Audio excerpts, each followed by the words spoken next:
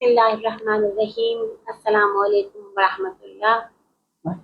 Programme हमारा पैगाम मासूमीन अलैहिस्सलाम और हमारी ज़िंदगियाँ हैं, इसके साथ मैं ज़िले ज़हरा आपकी खिदमत में हाजिर हूँ। मैं तमाम ख़वारान जो इस वक्त ज़ूम मीटिंग में शामिल हुई हैं, अपना वक्त दिया है, उन सबको मैं खुशामदीद कहती हूँ और साथ ही हमारी जो मौल्लिमा हैं मैं उनका तारुफ करा देती हूँ। हमारी मौल्लिमा जो तालिबा हैं जामिया दीनुल क़य्यूम की, और ये मुबल्लिगा भी हैं, खतीबा भी बहुत अच्छी हैं। ये सैयदा गज़ल ज़हरा आबदी साहिबा हमारे साथ मौजूद हैं, जो हमारे सवालों का हमें जवाब भी देंगी। तो ख़ाहर पहले तो मैं आपको एक चीज़ बताना चाहूँगी कि हमने इसका जो प्रोग्राम है, इसका सिलसिला आपको बताया भी था पहले एक दफ़ा, और बता दूं कि हमने शुरू किया है। हम सब जितनी भी ख़वातीन हैं, हम लोग बहुत सी हम में से वो हैं कि जो शादी से पहले से एक दूसरे को स्टूडेंट लाइफ से जानती हैं, हमारी दोस्तियाँ थी, हमारे ग्रुप्स थे, हम तब से बहुत ज़्यादा दीन की तरफ रुझान था हमारा। और उसके बाद फिर अब जब हम लोगों की शादी हुई या हम जहाँ जहाँ हम मौजूद थे हमने राब्ते किया, और हमारे जो इलाके में ख़वातीन थीं कि जो तरबियत पाना चाहती थी अपने बच्चों के लिए, अपने लिए, हमने उन सब को शामिल किया है। और उन सब को शामिल करके फिर हमने ये ग्रुप बनाया है ताकि हम अपने अपने घरों में बैठकर भी अपने अपने बच्चों की अच्छी तरबियत कर सकें, हम कुछ पा सकें अहले बैत की ज़िंदगी से। हम फ़ज़ूल ज़िंदगी नहीं गुजारना चाहते। हम कभी कभी हम सोचते थे कि हमारी ज़िंदगी का हदफ क्या है, हम किधर जा रहे हैं, हमारी क्या लाइफ है। तो हमने सोचा और उसके बाद फिर हमने मिल के ये एक तश्कील दिया ज़ूम मीटिंग, और हमें उम्मीद है कि आप हमारा साथ इसमें देंगी कि आपने शुरू में ही इस बात को कबूल कर लिया। तो इंशाअल्लाह ताला हम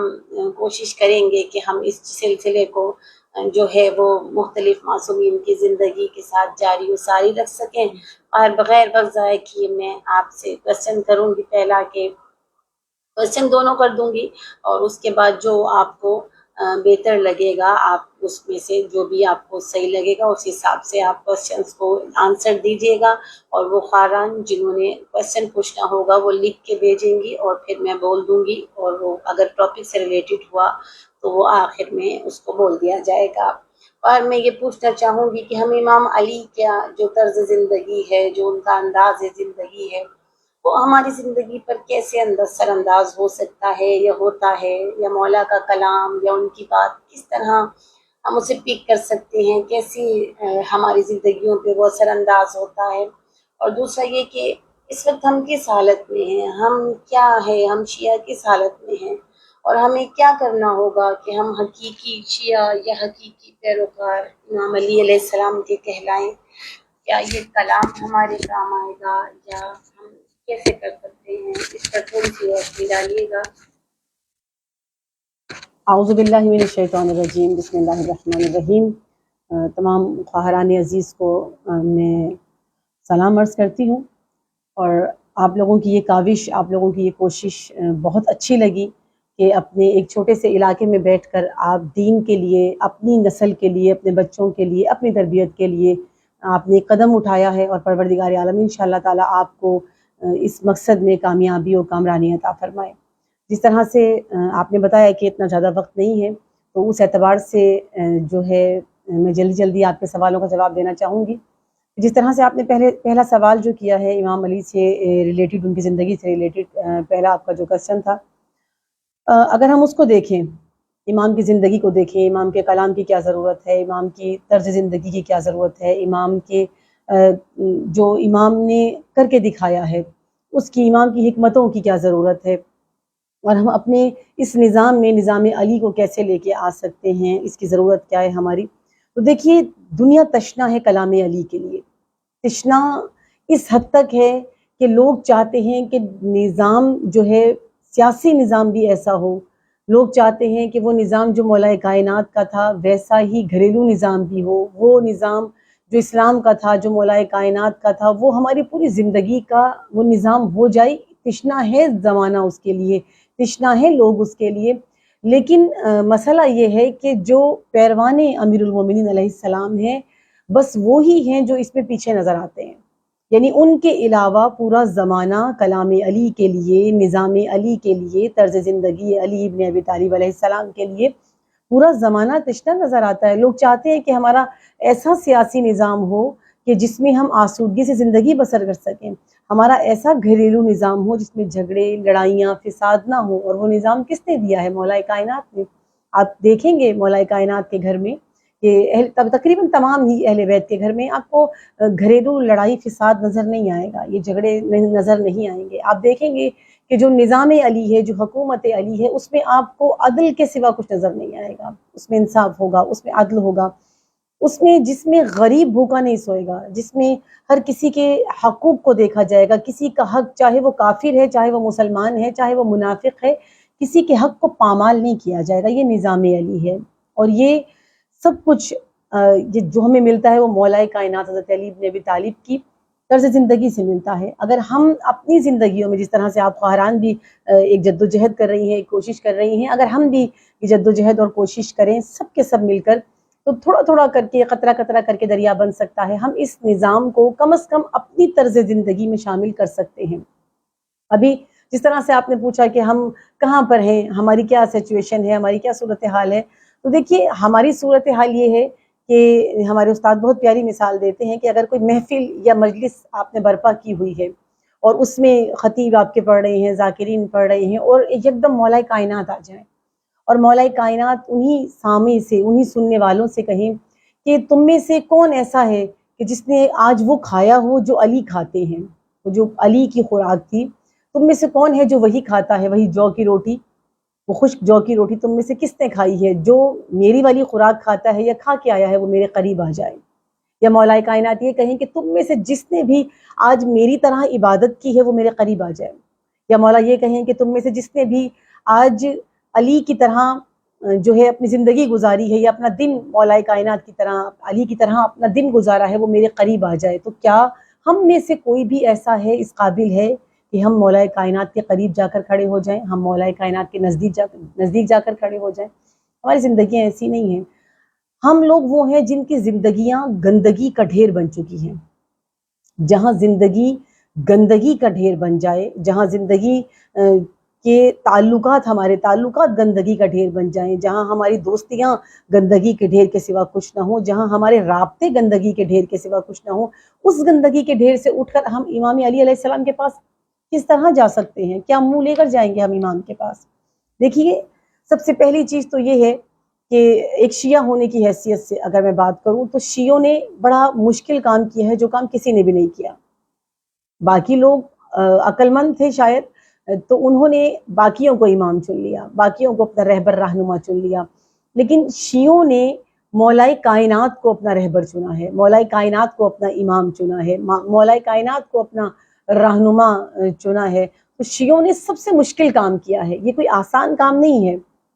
ہمارے ذہنوں میں ہے کہ یہ بڑا ایزی ہے، مولا ہمیں سب کچھ کروا دیں گے، لیکن یہ بہت مشکل کام ہے۔ اور اس کی دلیل یہ ہے کہ جس طرح مولا کائنات جیسا امام ہو اور ہم جیسے پیروکار ہوں تو کوئی جوڑ نہیں بنتا ہے، کیونکہ ہم وہ کام نہیں کر رہے ہیں، ہم اس طرح سے ورکنگ نہیں کر رہے ہیں، ہم اس طرح سے امام کے ساتھی اس طرح سے نہیں ہیں جس طرح سے ہمیں ہونا چاہیے، ہم امام کا ان کی اس زمینہ سازی میں ساتھ نہیں دے رہے ہیں جیسا کہ ہمیں ساتھ دینا چاہیے۔ اس کی بہترین مثال یوں بھی لے سکتے ہیں ہم کہ جیسے کوئی ایک سپروائزر ہو اور بالکل لا علم ہو، کچھ خاص جانتا نہ ہو، یا کوئی انجینئر ہو جس کو علم ہی نہ ہو کہ یہ کوئی دیوار بنانی ہے تو وہ کیسے بنانی ہے، اور اس کے سامنے جب مزدور کو کھڑا کیا جائے، مستری کو بلایا جائے، اور جب وہ مستری دیوار بنا رہا ہوگا اس کو پتا ہے کہ یہ انجینئر کچھ نہیں جانتا،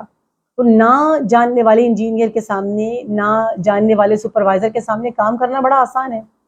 لیکن اس کے برعکس اگر ہم یہ دیکھیں کہ ایک بڑا جاننے والا، اپنے کام میں بہت ماہر، ایک بہترین انسان، اپنے کام کے ساتھ ایمانداری دکھانے والا انسان، اپنے کام کے کو مخلص طریقے سے انجام دینے والا انسان، اور اپنے کام کا ماہر انسان جب آپ کے سامنے آ جائے تو یقیناً جو شخص اس کے انڈر کام کر رہا ہوتا ہے اس کے لیے کام کرنا بہت مشکل ہو جاتا ہے، اس کے لیے وہ کام بہت دشوار ہو جاتا ہے۔ کیوں؟ کیونکہ جس کے سامنے کام کیا جا رہا ہے وہ بہت بڑا عالم ہے، یا بہت علم رکھتا ہے اس چیز کے بارے میں یا اس کام کے بارے میں۔ تو ہمارے ساتھ بھی یہی ہوا ہے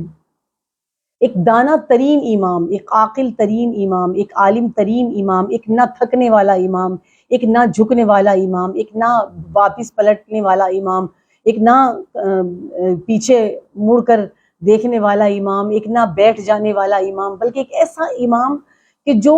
تھکتا نہیں ہے، جو جھکتا نہیں ہے، جو ہر میدان میں سب سے آگے نمایاں نظر آتا ہے، جو کہیں بھی اپنی وجود میں تھکاوٹ محسوس نہیں کرتا، وہ امام جو زخمی بھی ہوتا ہے تو زخموں کی تکلیف بھی واضح نہیں کرتا ہے، اپنی اس اذیت کو لوگوں کے سامنے واضح نہیں کرتا ہے، اس اذیت کو نہیں پکار کے کہتا کہ میں بہت تکلیف میں ہوں، میں بہت اذیت میں ہوں۔ ایک ایسا امام ہمیں ملا ہے، ایک پرفیکٹ امام جس قوم کو ملا ہو، جس ملت کو ملا ہو، تو وہ کیسی قوم ہونی چاہیے، وہ ملت کیسی ہونی چاہیے، اتنا پرفیکٹ جس کا امام ہو، وہ کیا ہم جیسی امت ہوگی، وہ ہم جیسے شیعہ ہوں گے۔ دیکھیے اس دور میں بھی یہ تھا کہ ایک قبیلہ، ایک واقعہ ہے کہ ایک قبیلہ مولا کائنات علیہ السلام کا بہت زیادہ منتا دار اور مولا سے بہت محبت کرنے والا محب قبیلہ مولا کائنات علیہ السلام کا وہ قبیلہ تھا، اور اس قبیلے کے سے ایک شخص تھا کہ جو شاعر تھا، قصیدے کہا کرتا تھا، شاعری کہا کرتا تھا، اور بہت خوبصورت شاعری تھی اس کی،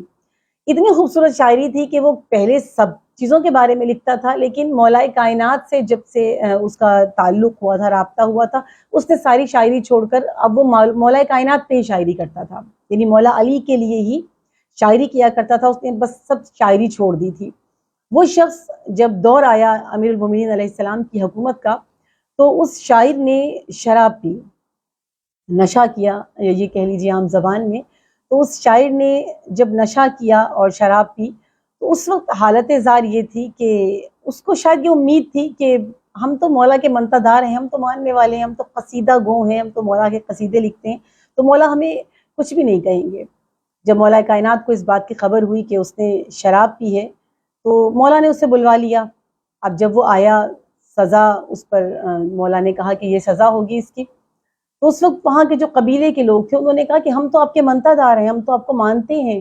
ہم تو آپ کی حکومت کے قائل ہیں، ہم تو آپ کی ولایت کے قائل ہیں، اور اس کے باوجود جو ہے آپ ہمارے ایک شخص کو سزا دے رہے ہیں، ہمارے اتنے بڑے شاعر کو سزا دے رہے ہیں، تو یہ تو ہمارے لیے ہماری بڑی بے عزتی کا باعث ہے، ہمارے لیے ہمیں بہت شرمندگی ہوگی، اور زمانے میں ہم رسوا ہو جائیں گے، ہمارا پورا قبیلہ رسوا ہو جائے گا، اب اسے معاف کر دیں کہ آئندہ یہ نہیں کرے گا۔ تو مولا کائنات نے کہا میں جانتا ہوں کہ یہ آئندہ نہیں کرے گا، لیکن میں اس وقت جو اسے سزا دے رہا ہوں، یہ سزا وہ ہے جو یہ کر چکا ہے، جو کر چکا ہے اس کی سزا ملے گی، اور میں جانتا ہوں کہ آئندہ یہ نہیں کرے گا۔ اور پھر مولا کائنات نے کیا کیا کہ جب ایک شخص کو بلوایا، اپنے غلام کو بلوایا، اور مولا نے کوڑا منگوایا، اور کوڑے کے ذریعے سے جب مولا نے اس تازیانے کے ذریعے سے اسے مارنا شروع کیا، تو کیا کہا کہ اس کو سزا میں دوں گا، اس کو میں اپنے ہاتھ سے کوڑے لگاؤں گا، یعنی شاعر مولا کائنات کا، محب مولا کائنات کا، قبیلہ پورا مولا کائنات سے محبت کرنے والوں کا، لیکن امام کون ہے؟ علی ابن ابی طالب علیہ السلام، امام عادل، جو عدل کا پیکر ہیں، وہ ذات ہے، وہ امام چنا ہے، یعنی امام علی کو آپ نے اگر امام تسلیم کیا ہے، امام مانا ہے، امام چنا ہے، تو اتنا آسان نہیں ہے۔ باقیوں کو امام ان کے گناہ کی سزا یا ان کے جرم کی سزا شاید کسی اور کے ذریعے سے دلوا دیں گے، اور دوسرے کے دل میں رحم بھی آ سکتا ہے، لیکن جو اپنا ہوگا مولا کائنات اس کو سزا خود اپنے ہاتھ سے دیں گے، اپنوں کو سزا مولا کائنات خود دیتے ہیں۔ تو ہمیں اس چیز کو دیکھنا ہوگا کہ حکومت بے شک مولا کائنات کی ہو، ماننے والے آپ بے شک مولا کائنات کے ہوں، منتا دار آپ بے شک مولا کائنات کے ہوں، شاعر ہوں، قصیدہ گو ہوں، جو کچھ بھی ہوں، لیکن آپ اگر گناہ کرتے ہیں، نشہ کرتے ہیں، یا کوئی بھی گناہ سرزد، کسی بھی گناہ کے آپ مرتکب ہوتے ہیں، کوئی آپ سے سرزد ہو جاتا ہے، تو اس کی سزا مولا کائنات معاف نہیں کر دیں گے کہ یہ میرا ماننے والا ہے، بلکہ مولا کائنات اس کی سزا اس انسان کو خود دیں گے۔ تو ہمیں اپنی ذات میں، ہم جہاں پر کھڑے ہوئے ہیں، ہم ایسی سچویشن میں کھڑے ہوئے ہیں کہ ہم بخش دیے جائیں گے، ہم جو مرضی گناہ کر لیں، ہماری بخشش یقینی ہے، ہماری بخشش پکی ہے۔ تو ہمیں تھوڑا سا یہ بھی دیکھنا ہوگا اپنی ذات میں کہ یہ یقینی بخشش کا جو آپ سہارا لیے بیٹھے ہیں، آپ کو سب سے زیادہ جو مار پڑے گی یا سزا ملے گی وہ مولا کائنات خود حضرت علی بن ابی طالب علیہ السلام دیں گے۔ جی خواہر۔ بہت ماشاءاللہ بہت اچھا وقار آپ کی بات سمجھ میں آئی ہے، اور بہت بہت اچھے طریقے سے آپ نے اس کو بیان کیا ہے۔ اچھا، ایک خواہر کا کویسچن آیا ہوا ہے کہ وہ پوچھتی ہیں کہ جیسے امام علی علیہ السلام کے بارے میں آپ نے بتایا، تو ہماری تو نظریہ ہے کہ امام علی ہمیں بخشوا دیں گے، مطلب یہ کہ ہم تو بہلول ہیں، ہم تو ان سے بہت محبت کرتے ہیں، ہم تو وہ اتنی محبت ہے ہمیں کہ ہم مولا تو ہمیں بخشوا دیں گے۔ تو کیا امام علی کو امام ہم جب مانتے ہیں، کیا ان کی بات پر جو کچھ وہ کہہ رہے ہیں سب پہ ہی عمل ضروری ہے؟ یعنی آسان لفظوں میں یہ کہہ لیں کہ ان کی اقتدا، امام کی اقتدا لازمی ہے، ضروری ہے، یا ہم جس طرح سے محبت کرتے ہیں وہ کافی ہے ہمارے لیے؟ جی خواہر، اصل میں آپ کا سوال ظاہر ہے میں ایک دفعہ اور دہرا دیتی ہوں تاکہ اگر کہیں پر ہماری آواز نہیں بھی گئی ہے، ہماری ریکارڈنگ چل رہی ہے ساتھ ساتھ، تو جس طرح آپ نے کہا کہ کیا مولا کی اقتدا ضروری ہے، ہمارے ذہنوں میں یہ ہے کہ ہم تو بہلول ہیں اور بخشوا دیے جائیں گے۔ تو دیکھیے، اقتدا امام کی ہوتی ہے، یعنی اگر آپ مسجد ہے آپ کے علاقے میں اور وہاں پر آپ یا مرد حضرات، عموماً ہمارے ہاں تو پاکستان میں اتنا زیادہ خواتین کا مسجدوں کا رواج نہیں ہے، لیکن فرض کیا ہم کسی مرد کی مثال دیتے ہیں کہ ان کے علاقے میں مسجد ہو اور مسجد میں امام مسجد بھی موجود ہوں، اور وہ امام مسجد کہیں پر باہر مل جائیں، اور وہ شخص جس نے کبھی بھی ان امام مسجد کی اقتدا میں کبھی بھی نماز نہیں پڑھی ہے، ان امام مسجد کی اقتدا میں کبھی جنہوں نے عید کی نماز بھی نہیں پڑھی ہے، کبھی وہ مسجد میں انہوں نے قدم ہی نہیں رکھا ہے، وہ کبھی مسجد ہی نہیں گئے ہیں، اگر وہ تعارف کرائیں امام مسجد کا کہ جی یہ ہمارے امام مسجد ہیں، یہ ہمارے ہیں، یا میرے امام ہیں، یا ہمارے امام مسجد ہیں، تو یہ اس کے لیے جائز نہیں ہے کہ وہ یہ ہمارے کہہ کے تعارف کرائے، کیونکہ امام وہ ہے کہ جس کی اقتدا کی جائے۔ اگر وہ اس کے پیچھے نماز ہی نہیں پڑھ رہا، انہوں نے کوئی نماز امام کی اقتدا میں، عید تک کی کوئی نماز، کوئی ایک جمعے کی نماز بھی، کوئی بھی نماز جب ان کی اقتدا میں پڑھی ہی نہیں ہے، تو پھر وہ امام کیسے کہلائیں گے؟ تو امام جو ہے وہ ہوتا ہی وہی ہے کہ جس کی اقتدا کی جائے۔ تم نے نماز نہیں پڑھی تو پھر یہ بھی مت کہو کہ یہ ہمارے امام ہیں، ہاں یہ کہہ سکتے ہیں، تعارف کراتے ہو کہ یہ ہمارے پڑوسی کے امام ہیں، یہ فلاں کے امام ہیں، یہ ہمارے جو بڑے بھائی ہیں ان کے امام ہیں، یعنی جو جاتا ہے مسجد اور ان کی اقتدا میں نماز پڑھتا ہے وہ کہہ سکتا ہے، اس کے بارے میں تعارف کرا سکتے ہیں کہ ہاں جی یہ امام ہے۔ لیکن ہم جو ہیں جو